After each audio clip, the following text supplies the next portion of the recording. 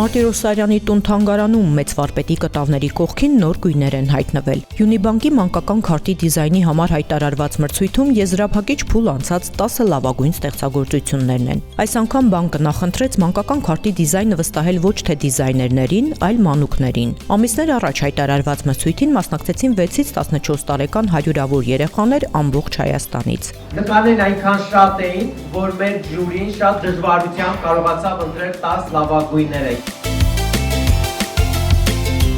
Թեև մրցույթի թեման ազատ էր, սակայն մասնակիցների նկարներում գերակշռում էր տիեզերքի թեմատիկան։ Շատ եմ սիրում տիեզերքի հետ կապված ամեն ինչ։ Ընդհանրապես իմ համար տիեզերքը շատ սիրուն է, համ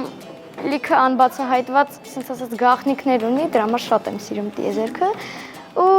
նաև կատուներ եմ սիրում, դրա համար տիեզերը գնաց կատու եմ պատկերել։ Ես որոշեցի դպրոցական անել, iBook-ը, Ship-ը, Wi-Fi-ը, այստեղ Յունիբանկներ կան, բայց ես շատ եմ հետաքրքրված տիեզերքով, ցանկացա, որ իմ նկարը լինի հենց տիեզերքը։ Եզրափակիչ փուլ անցած 10 լավագույն երեխաները գիդի ուղեկցությամբ շրջեցին թանգարանում, ծանոթացան Սարյանի կտավներին, եղան նրա արվեստանոցում ու բնակարանում, որտեղ ժամանակը կարծես թե կանգ է առել, թողնելով վարպետի ներկայությունը։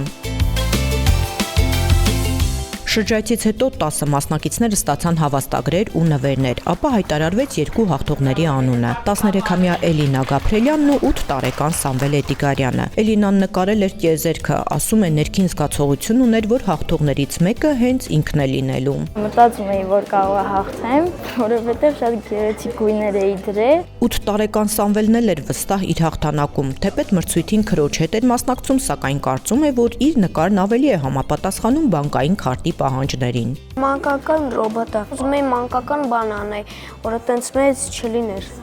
մեծերի։ Դրա համար լիքը սիրուն գույներ եմ ընտրել։ Երկու հաղթողները ստացան նաև դրամական պարգև, նրանց նկարների հիման վրա կթողարկվի Յունիբանկի մանկական քարտերը, իսկ մեծ վարպետի տուն-թանգարանում կազմակերպված այս միջոցառումը դարձավ արվեստի ու ֆինանսական աշխարհի յուրօրինակ հանդիպում։